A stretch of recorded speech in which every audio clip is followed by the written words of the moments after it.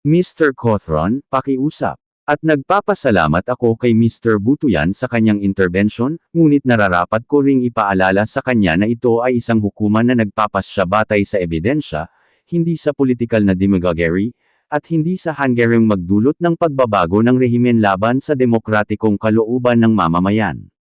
At lalong hindi ito nagpapasya batay sa mga pahayag ng Ombudsman na si Jesus Crispin Remulla, na ayon kay Mr. Butuyan ay nagsabing ipagkakait ang hustisya sa loob ng bansa dahil sa kakulangan ng forensic reports at police reports. Ngayon, hindi ko alam kung saang, metaphorical na barko, napunta ang kaso ni Mr. Butuyan, ngunit malinaw na hindi niya binasa ang ebidensya.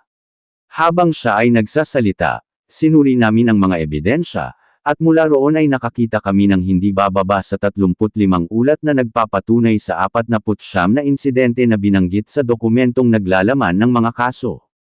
Mga kagalang-galang na hukom, si Rodrigo Duterte ay isang natatanging penomenon at mananatiling ganoon magpakailanman.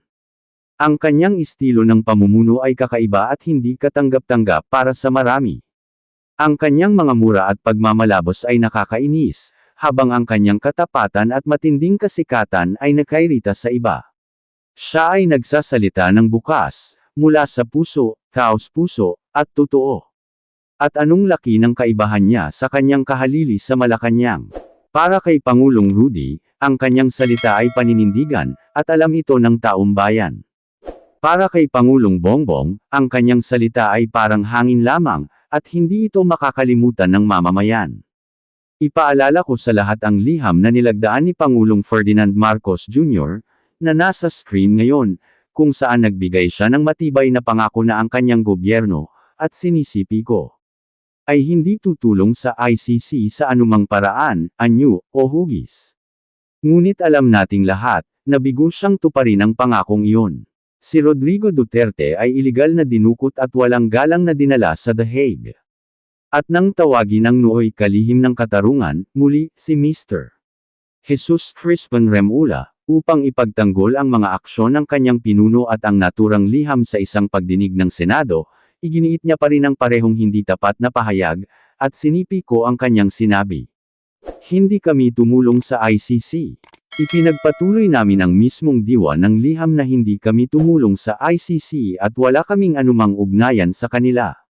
Iyan ang kanyang sinabi. Ngunit sa isang dokumentong nagmula sa panig ng prosekusyon at ibinigay sa amin 1 linggo lamang ang nakalipas, hindi bilang impormasyong mahalaga sa paghahanda ng depensa, kundi bilang ebidensyang naglilinis, ngayon ay mapatutunayan namin ang matagal na naming pinaghihinalaan.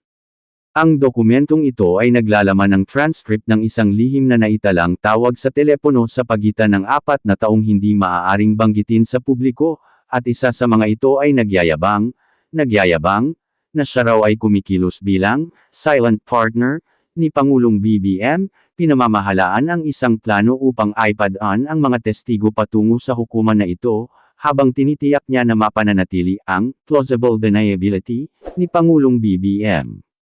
Kaya malinaw, ito ang paninindigan ng depensa, itinakda ni Pangulong Ferdinand Marcos Jr., na in-neutralize si Rodrigo Duterte at ang kanyang pamana. Oo, Mr. Deputy Prosecutor, ginamit ko ang salitang neutralize, ang salitang napaka-sentral at napakahalaga sa teorya ng inyong kaso, dahil alam ninyo, tulad ko, na ginagamit ko ito sa metaphorical na kahulugan. At ngayon, tatango ako sa mismong nilalaman ng mga kaso, ngunit bago iyon, isang salita muna tungkol sa geopolitical context. Ang salot ng ilegal na droga ay hindi natatangi sa Pilipinas. Tulad ng alam nating lahat, ito ay problema rin sa Latin America, kung saan maaari akong magbanggit ng 3 bansa na ang death rate mula sa mga vigilante at mga ahente ng batas, batay sa populasyon, ay mas mataas pa kaysa noong panahon ni Duterte.